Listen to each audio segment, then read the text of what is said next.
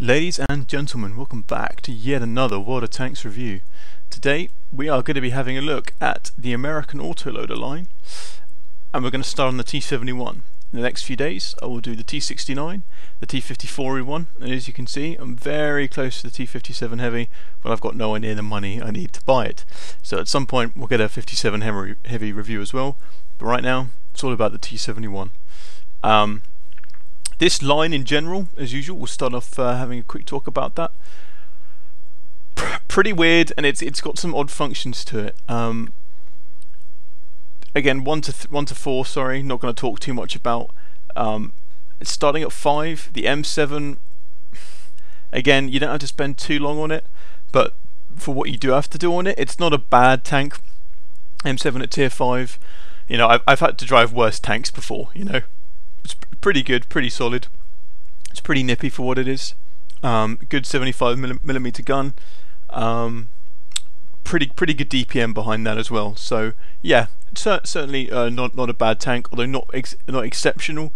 But you know, it's tier 5. You won't have to spend too long on it. The T21, I really didn't like. For this. I'm not sure if this has changed recently. It was a while since I've played this, but this used to get scout matchmaking. Now the T71 also gets scout matchmaking, but the T71 differs in quite a few ways. The T21 is it's a bit of a weird tank. It's pretty big. It's not fast, and you know, with 128 pen. You ain't gonna do much to anything above tier 6, really. So it's not great. It is a light tank, so it does get all the camo bonuses associated with light tanks. The main thing is the fact that there's essentially 3 states of camo that all tanks sort of have. So when the tank is sitting perfectly still, and I believe that this camo bonus kicks in after a few seconds of being still, kind of like the camo net, but it's a bonus you can't see. It has its highest. Each tank has its highest camo value when it's sitting still for a few seconds. When the tank moves, it drops to a certain to the next tier of camo. It drops a couple of percent. Normally, it's normally not very specific. It kind of bases on what the full camo value for the tank is for when it's sitting still, but it will drop when it's moving, and then if the tank fires it loses even more camo. Okay, so they're the 3 states: so sitting still, moving, and having just fired. Light tanks do not lose their camo value while moving. Okay, if they fire they do, but they can keep driving and they will retain their highest camo value, basically aiding them as scouts. Although the T21 is a bit of a nightmare to do that in. The line really starts to get good, as you're right to see, on the T71. This is an extremely quick tank. It's not very heavy at all, 17 tons, and it's got a 400 horsepower engine. This thing shifts, it really moves. Top speed limit 64 miles an hour, and it really does get there. Traverse speed 54, turret traverse 42, combined of 94. So again, this thing spins around on a dime, really nippy. It's also very small, and it's got a very high camo value. On top of that, it's also got a really good gun. It's an autoloader, and you know, the American Autoloader line, this is where it begins. Let's have a quick look at it. 76mm, 6 shells in the magazine, 2 seconds between each shell, 20-second loading time. Pretty good. 175 average pen. That's really good. Kind of put that into perspective, a lot of tier 8 mediums, for example the T44 Russian tier 8 medium only has 175 pen on that gun, and this is a tier lower. 150 average damage, and it's got 6 shots, 900 damage in the clip. Again, really good. 900 damage in the clip, and you know, you can get this clip away in 10-12 seconds. Really solid. Not amazingly accurate, but it's not really the end of the world with the 20-second reload time. Aiming time is good as well. This is a really good gun, guys. It's really good. If you need to use gold, 210 pen, which sometimes you may, because you are going to be going up against tier 10s in this thing. It does get scout matchmaking, but it is a proper scout, so that's not really that much of a problem. High explosive anti-tank. Not great, but again, you know, you make do with what you have. 175 pen if you're firing at really tier 8s, because you don't ever want to be shooting a tier 8 from the front. Even some tier 9s you can deal with that, really. So really, really good gun for a tier 7. This is a monstrous tank. It's a lot harder to play than some heavy tanks, because you can't rely on your armour. So if you make a mistake and you get caught in a bad position, you are going to die. It really doesn't have a lot of health. 840 hit points, and again, you are going to get matched against 8s, 9s and 10s in this thing. Not that often. You won't see 10s or 9s that often, but it does happen. It's got no armour to speak of. 25, 22, 19 and 22 all round on the turret. I mean, yeah, you're not going to rely on the armour in this thing, so don't even try. 400 meters view range. Really, really good for a tier 7 tank. Really, really solid. So put some modules on this thing. If you get some coated optics and stuff like that, you're gonna outspot tier 10 heavy tanks, which is really what you need to do, and they will not be able to see you. 410 signal range. I will talk about the camo value and all that kind of stuff after the game. I'll kind of go into that a little bit more. For now, we'll just kind of go over the raw, kind of obvious stats, which I've pretty much already covered. Again, this tank, very, very small, very nippy, it's very quick, relies very heavily on its camo. It's a light tank, so it retains that camo while it's moving. It's got a very, very good gun, really, really good gun. And this kind of eases you nicely into the autoloader line. It's not like the new German TD line, where, you know, from 1 to 9 you're using, you know, single fire rounds, and then suddenly, bam, tier 10, you've got a huge tank with no camo and an autoloader, and it's like, okay, what do I do with this? This eases you into the line very, very nicely. So yeah, it's a really good introduction to the autoloader.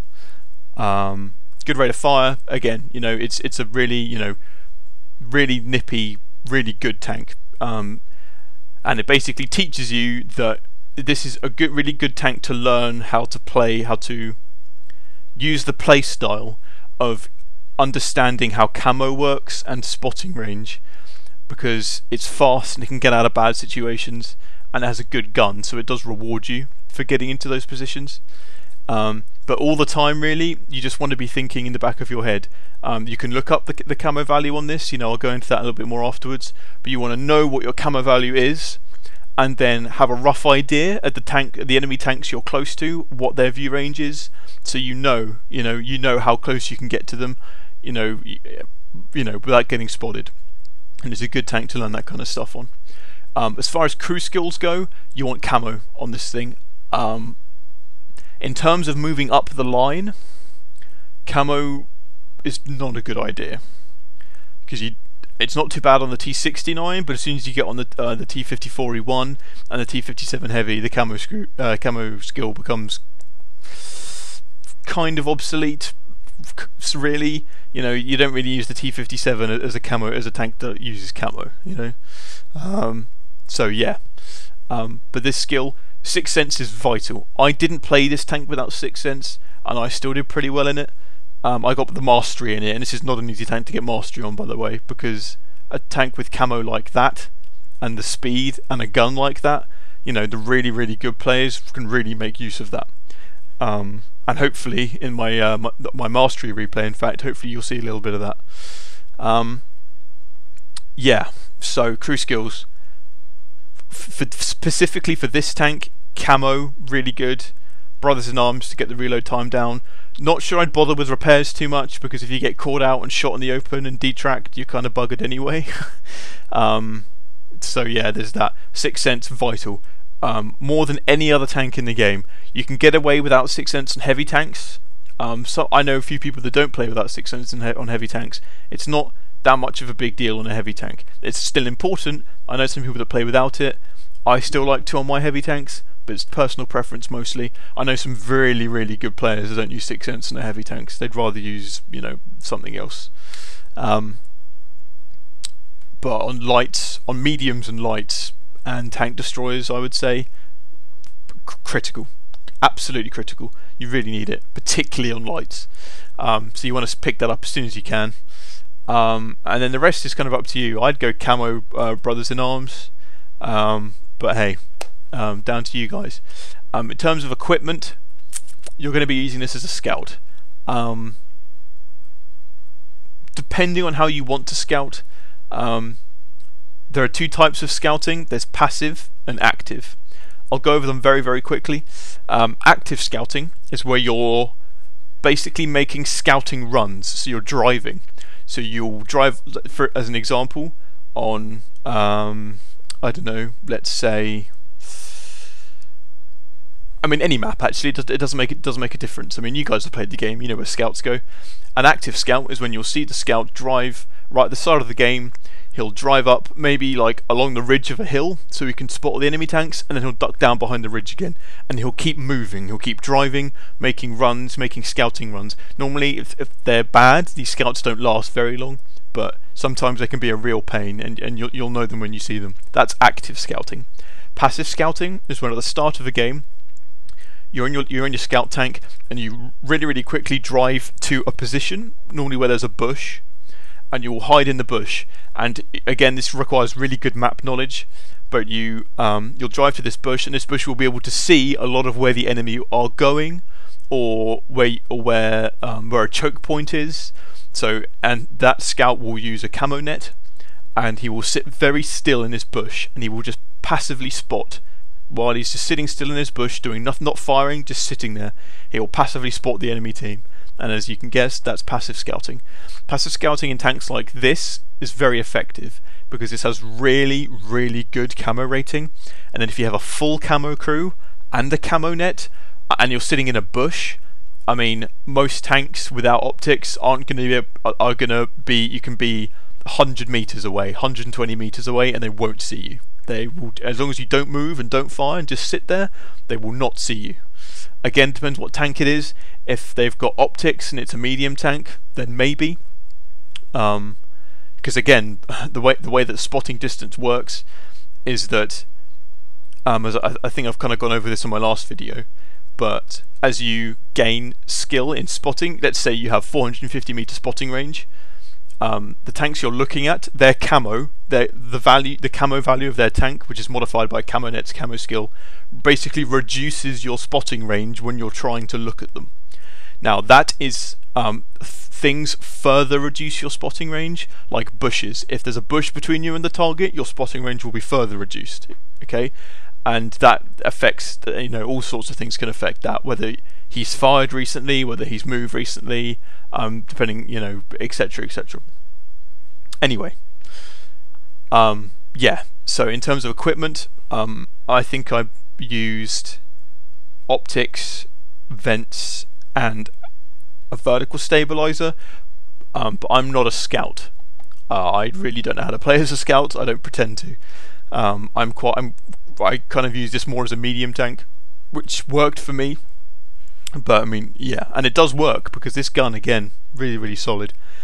But yeah, I mean, you'll see what I do, and hopefully you guys can glean something from it. So here we go. I'm going to keep this pretty short as it's only a tier 7 tank. I'll talk about it a bit more in the game. So here we go. Mastery replay of the T71. Ladies and gentlemen, here we go. My mastery replay on steps. Now, this is a pretty good game for me. This is a tier 7 tank, and I'm only meeting tier 8s. So yeah, steps is an interesting map.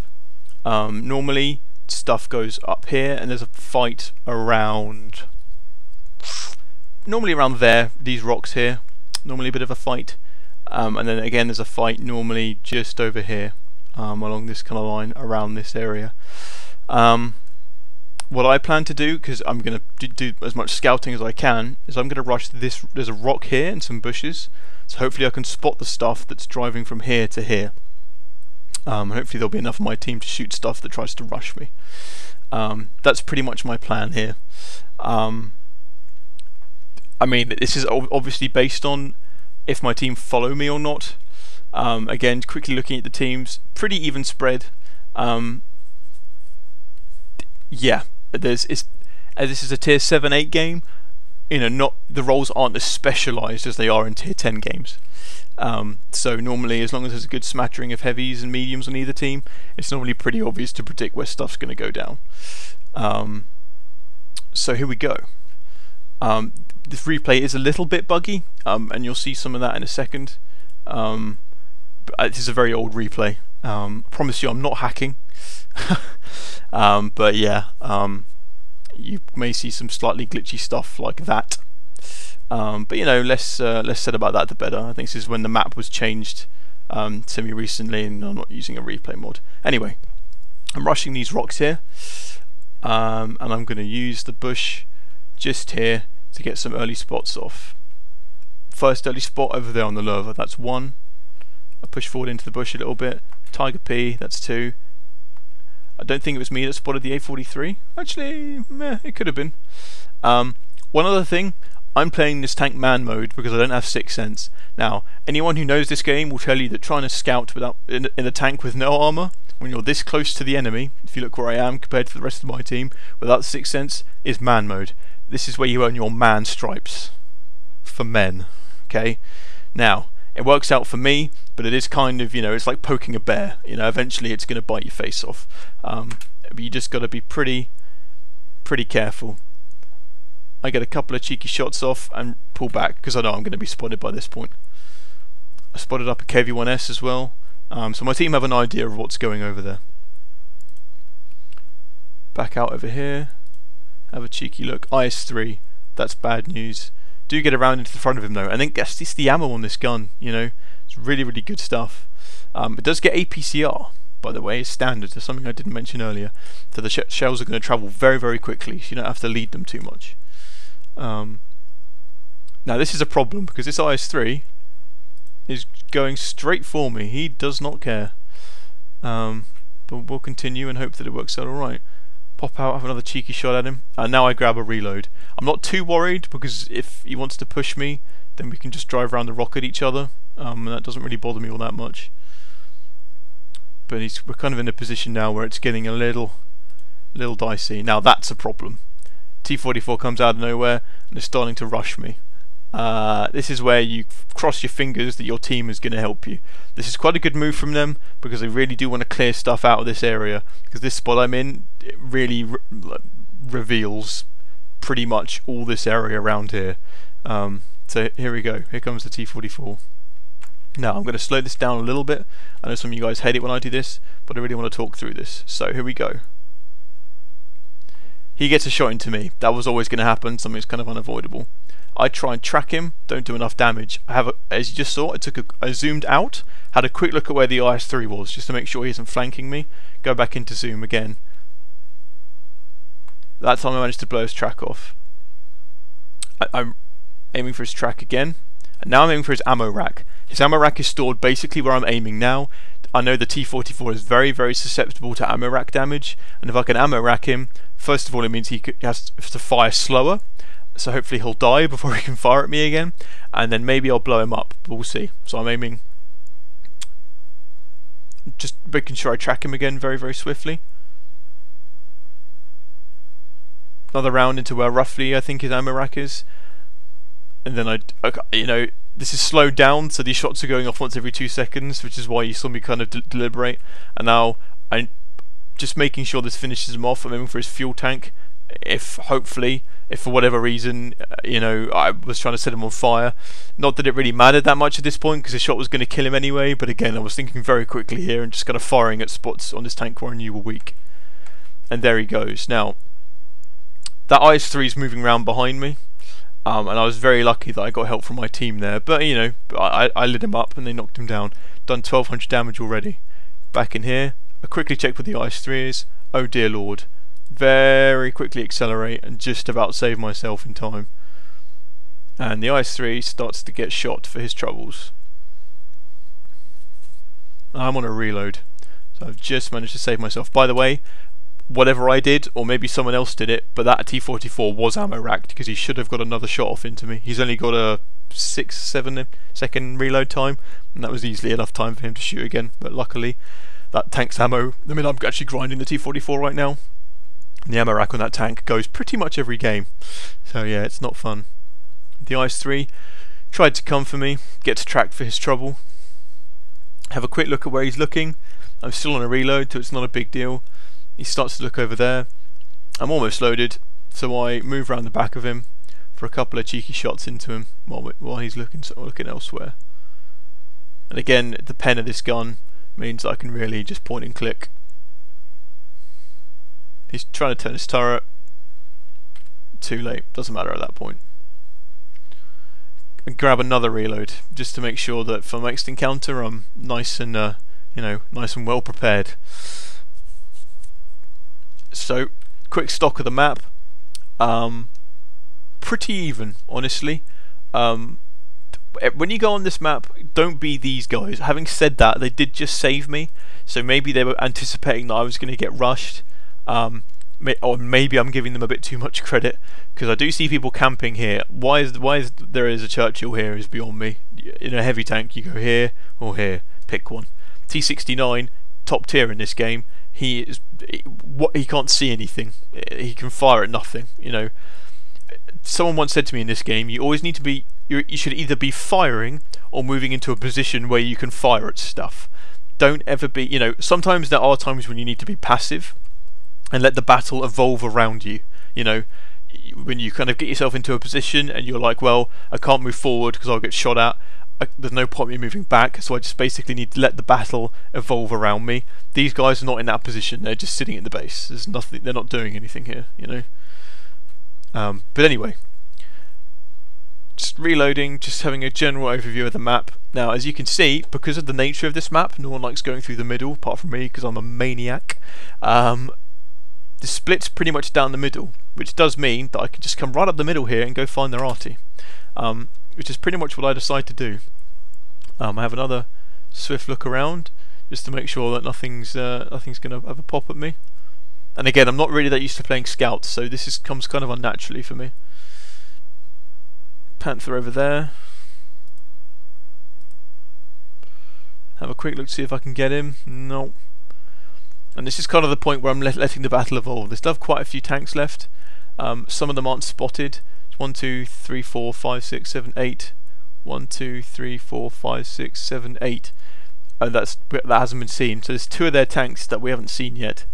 So I'm kind of, just being a bit wary, because again, they might have some base campers along here, and that would really screw me up. But I decide, hey, let's go for it. Have a quick look at where the Panther is. Okay, everyone else is down there. Now, in hindsight, maybe I should have flanked to the right here and gone over here to come up behind these guys. I decide against it, again, because if they just turn and go for me, I'm kind of in a bad way. But I decide to go for their arty. Now, I do make a real mess of this arty, okay? I really screw this up. By the way, only real men jump over the train tracks and get proper air. So this arty, I'm about to spot him in a sec. What I should have done is got to about, I would say, here, and just shot at him. I've got 150 damage on my gun, 3 hits, all it would have taken. But again, I'm not that experienced at doing this. I'm amazed by how quickly he turns, and so I try and circle him. And I really thought that he wouldn't be able to get me, but he does. I get pretty bloody lucky there. Really very lucky. Although he was really lucky that he actually managed to hit me while I was going at well, very quickly. So yeah, he got pretty lucky. But also, don't be this guy. Don't be the guy that types lucky in the chat. It just doesn't help. So I decided to type it back to him because I'm a hypocrite. A hypocrite rather. So I've got 2 more shells left in my clip after I've killed him. We have a look over here at this Panther 2. Set him on fire, first shot. What more do you need? A second shot misses somehow, but hey, whatever. As you can see at the top right, left there, 2.8k damage done, 3 kills currently. It's going pretty well. I haven't really done anything that special yet either. It's just this tank's just really, really good. Now I am ammo racked now, and I don't have a repair kit, so this is going to be a long reload. But again, as I said, always move into, if you can, move into a position where you can prepare to shoot at stuff. So here we go, rolling forward.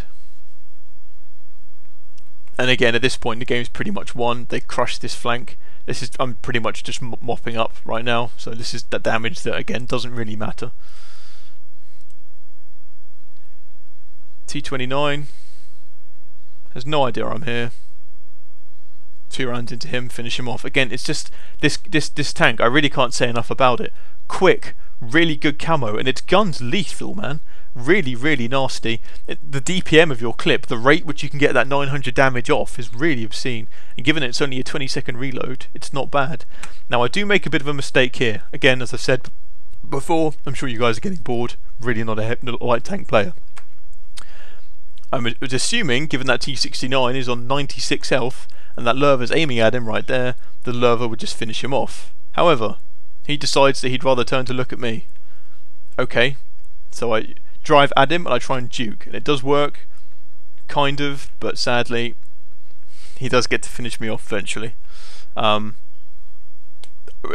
really shocked that he didn't keep going for that T69, but I guess I was just as much of a target. So that's that, guys. We did 3,200 damage. This was my mastery game because I got quite a lot of spotting damage as well on the IS-3 and the T44 that rushed me. Did a lot of damage to that Panther. Yeah, so really, really pretty good game overall. And I'll then see you guys back in the garage. Here we go, guys, back in the garage. Just talk a little bit about some of the harder to find stats about this tank. This tank has 14% camo. So any tank that's looking at you is going to have their camo reduced by 14%. Now, this does stack with the camo skill, and also it stacks with the camo net. So really, cumulatively, you can really, be very, very hidden in this tank. It retains that camo value while it moves, but as soon as you fire, that goes down to about 3.5–4%. Okay, so if you're just scouting, don't fire, and that's pretty much that, guys. Thought I'd keep this pretty short and snappy. Again, tier 7. Maybe I know some of you'd rather see some of the tier 10s. What I am going to try and do for you guys very soon is do a review on this, the VK7201K. Now, this is a reward for the recent campaign. You basically, the top 10,000 players got one, and so I know probably most of you maybe not seen one before. Or maybe see one rarely and kind of want to know what it's like, what it's good at, what it isn't. It's a bit of an odd tank. It's a lot like an E100, but it has advantages and disadvantages, so we'll probably go through that next time, or in a time upcoming. Alright, guys, thanks very much. Yeah, big love as usual. Any questions or comments, throw them at me, and I'll see you next time.